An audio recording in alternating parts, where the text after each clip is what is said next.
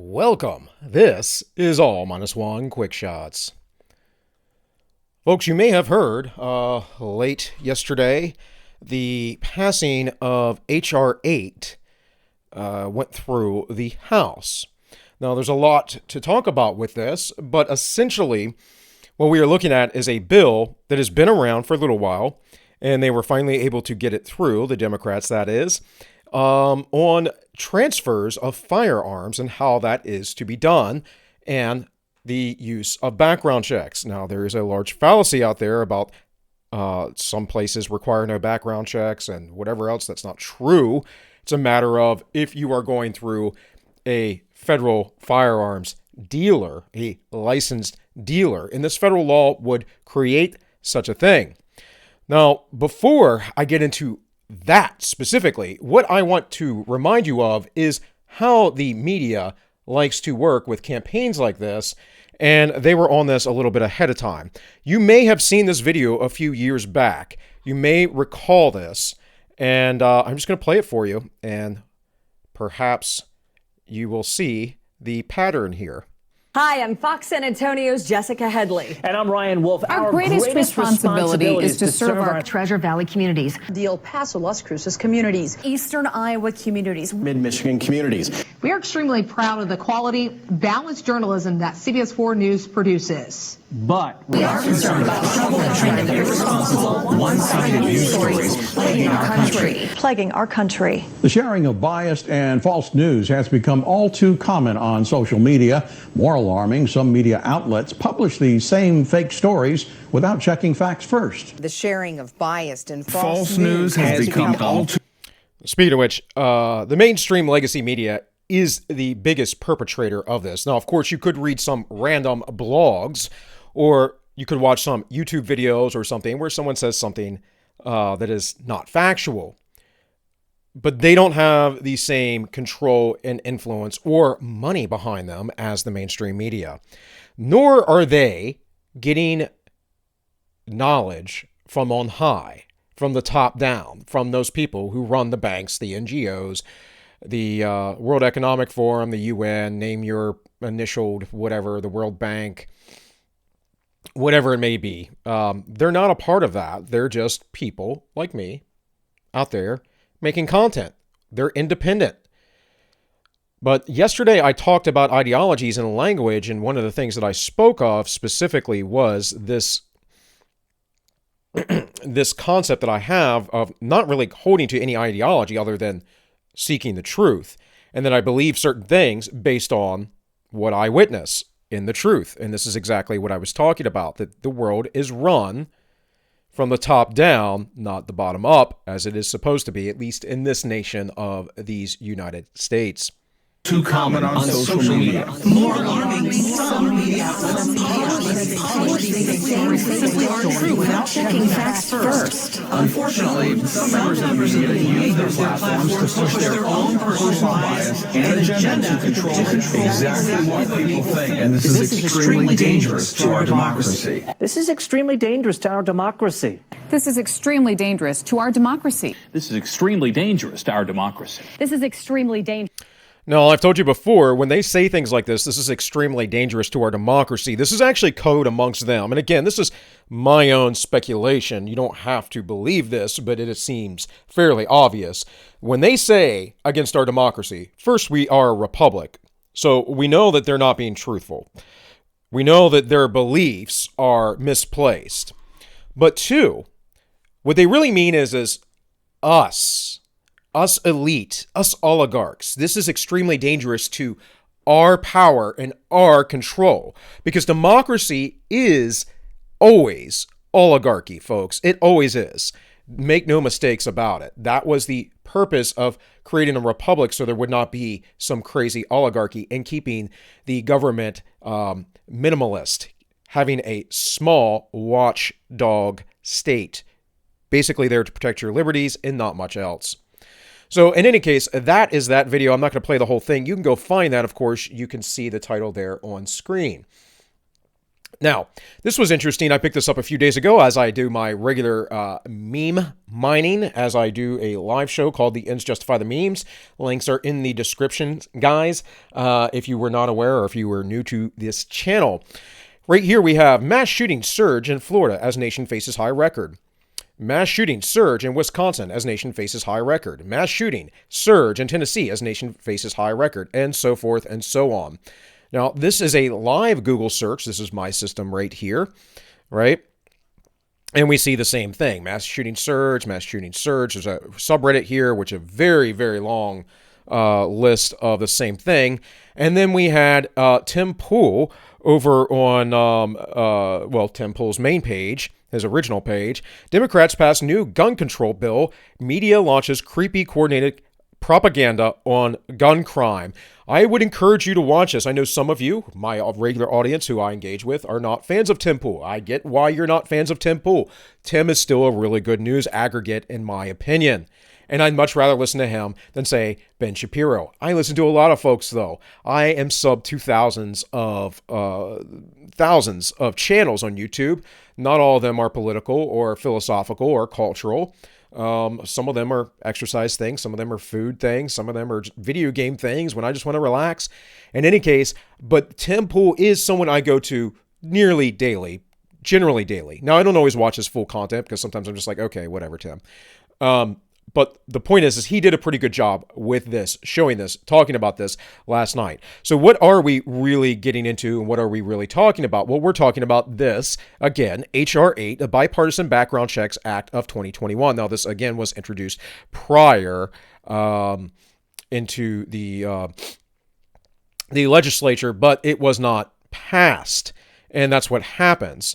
Now it has passed. It will go on to the Senate. So what will happen there within the Senate? Well, likely, in my opinion, it will not get passed. There will be challenges to this. If it does get passed in the Senate, there will be constitutional challenges.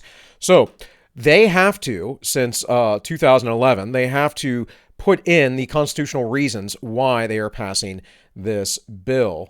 And let's see. Constitutional authority statement right here. It says, under Article 1, Section 8, Clause 3 provides Congress the power to regulate commerce with foreign nation and amongst the several states and with the Indian tribes. Right. That's commerce. That has nothing to do with gun control or gun restrictions, and it was never seen that way ever. But this is their authorization. And depending on how libertine the judges are, which most of them are, or how corporatist they are, this may hold up if it goes to the Supreme Court. I have a feeling, though, that under the general scope of this, that it may not. But again, it has to pass the Senate. And of course, the second clause is Article 1, Section 8, and Clause 18 allows Congress to make any laws which shall be necessary for carrying into execution. And again, this is very vague language, which is in the Constitution, which was never meant to be applied this way. Remember, the proper role of the Constitution is to restrict the federal government's power. It is not a handbook of what powers they have. It is a handbook saying this is the scope of what you can do, and you have no other powers. It's a limitation on the government, although it's not seen that way today. It's seen as an authorization.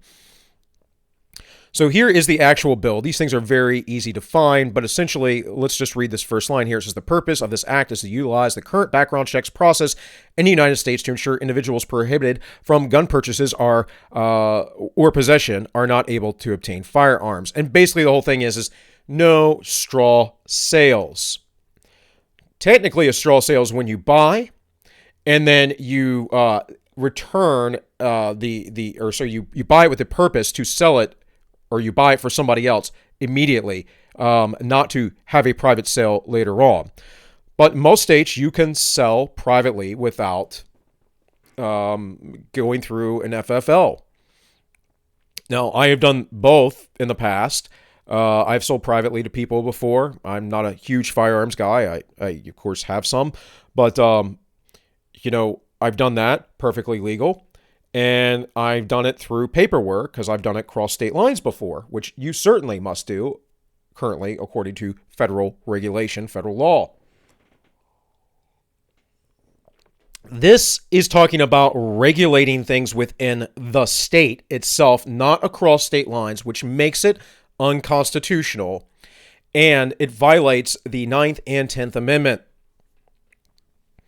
Speaking of which, in my local community, the county I live in, don't worry guys, I'm not worried about doxing myself, Berkeley County Council adopts Second Amendment Sanctuary County Resolution.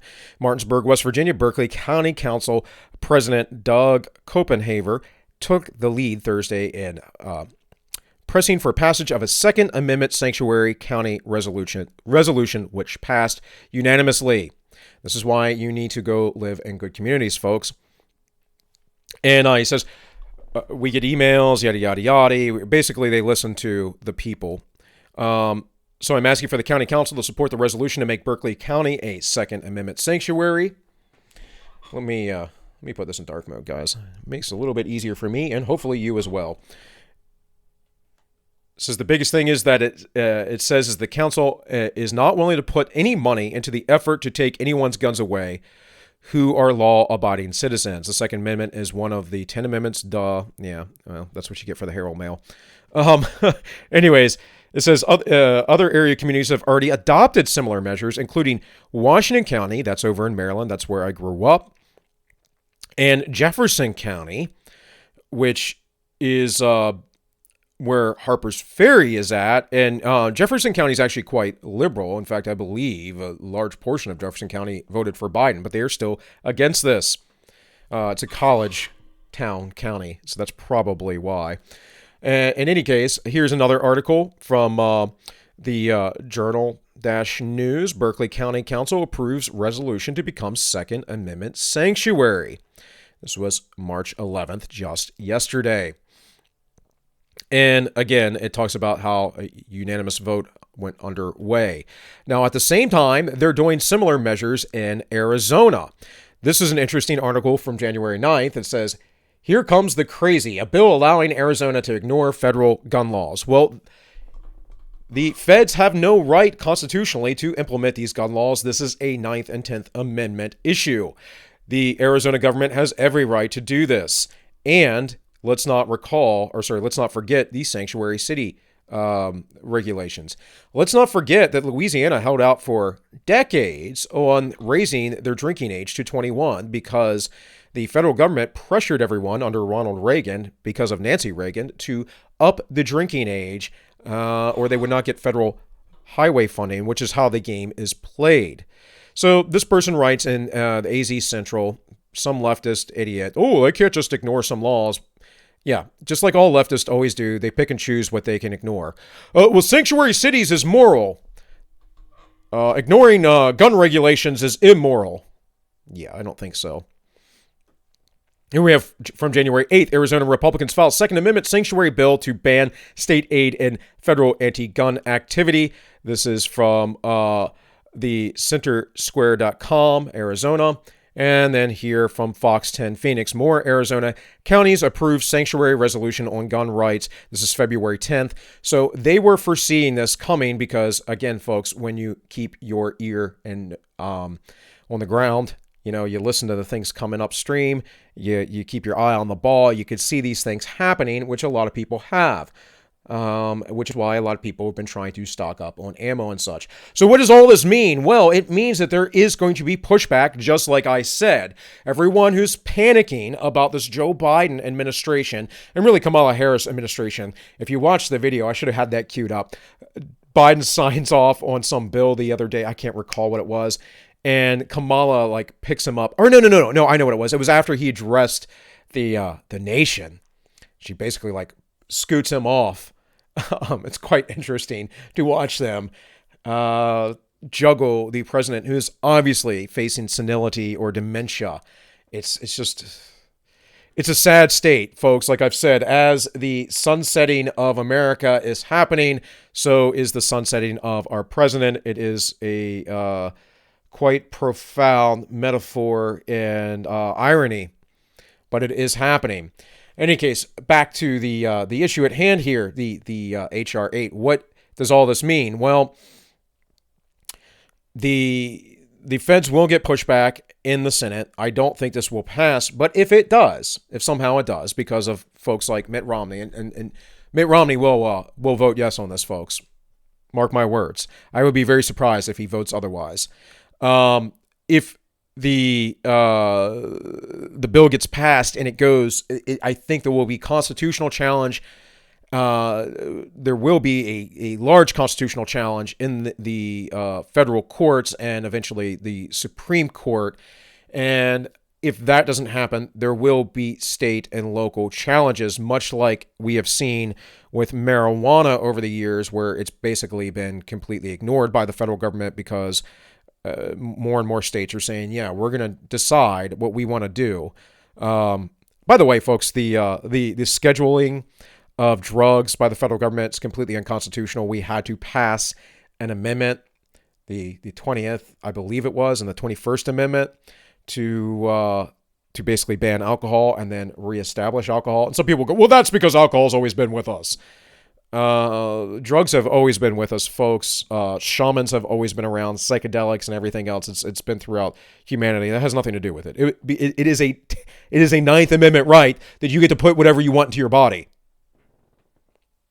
And no, those rights do not come from the government. They come from natural law or universal law created by God. Now, I know there's some Christians that would argue otherwise. We can get to the metaphysics of all that some other time. The point being is that in our system, it was decided that men are bestowed these rights and our government no longer cares, and there will be pushback. We have to consider our local law enforcement, our sheriff's departments. This is why it's important you know who your sheriff is. I was actually highly surprised in the one article there. It was talking about Washington County, where I basically lived most of my life. The sheriff has been very pro 2A. I actually was shooting with a friend of mine just this past weekend, trying to sight in a newer rifle of mine, or as it were, the iron sights on it. And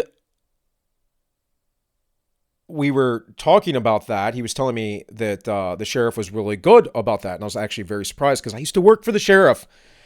I don't like him that much. I mean, he's actually personally a nice guy, but he's a terrible, terrible leader. In any case, look, this is not the end-all, be-all. What this really is probing. This is legislative probing to see what the people will put up with, to see where the states will go. This is why I often talk about how this whole thing with the Democrats winning and all is not the end, as a lot of people seem to think after Trump was out of office. It is not that at all. What it is simply the establishment having a referendum on the rebellion. And eventually this will come to a very violent head, which is why I'm telling everyone now to be prepared for that violence to come, to move to the countryside, to have the ammo and the weapons you need so you may hunt or defend your home if need be. Protect your family. Do the things that you need to do to make sure that you are safe and prepared and okay, because America is about to go through a really rocky, rough time. And frankly, the federal government, as far as their intrusions upon your rights, is not my biggest concern right now. Now, it's something I'm concerned about for sure. But my biggest concern is the hyperinflation heading our way and the mass amounts of economic downturn, job losses, poverty, potential starvation, whatever else is going to go on. And with all that, the lack of power that the individual sovereign citizen has. Because that's really what money does, guys, is it gives you freedom and power to a large extent. And the more restricted it is, the more the government has control of you, which is why our whole entire monetary system globally, but especially here in the United States, is based on debt slavery. So again, just to wrap this up, because I'm going on 20 minutes here. Look, guys, H.R. 8, should you worry? It's a concern. I don't think it'll pass the Senate. If it passed the Senate, there will be constitutional challenges. There will be federal court challenges. If it passes those, there will be local challenges. And you have to expect cooperation between local government and federal government. The only downside to that is that eventually, if you do not pay attention, your local government, the state, county, city, your sheriff's department, municipal, police, all of those things, if you do not pay attention, they will be taken over by leftists. And I can promise you, many of them are already infiltrated by leftists. So be vigilant. Be aware. Take care of your communities, because your communities are all you have. The people in Washington, D.C., they don't know about your life. They don't care about you. And most of them are completely oblivious to your struggles and your reality. So stop making them your gods and stop believing that they are the ones with the solutions. They are not. With all that said, folks, this has been all -1 Quick Shots, and I wish you all well.